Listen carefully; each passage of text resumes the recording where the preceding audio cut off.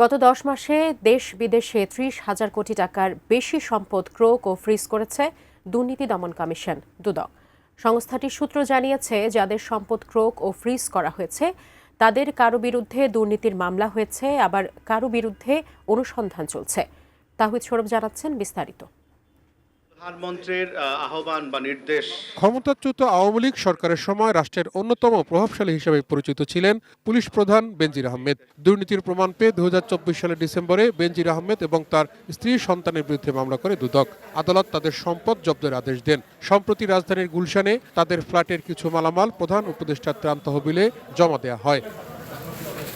দুর্নীতির মামলায় বাংলাদেশের আদালতে সাজাপ্রাপ্ত ব্রিটিশ এমপি টিলিপ সিদ্দিকের এই ফ্ল্যাটটিও আদালতের আদেশে জব্দ করেছে দুদক।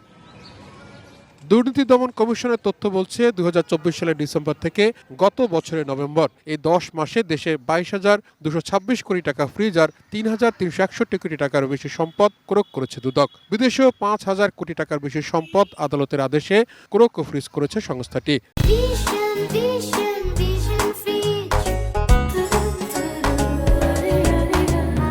এই কার্যক্রমগুলো মূলত গ্রহণ করা হয় যাতে করে অভিযোগ সংশ্লিষ্ট ব্যক্তি বা আসামিগণ যাতে উক্ত সম্পদ ব্যবহার না করতে পারেন, এটা যেন ভোগ করতে না পারেন এবং অন্যত্র যাতে এগুলি বিক্রি বা হস্তান্তর না করতে পারেন।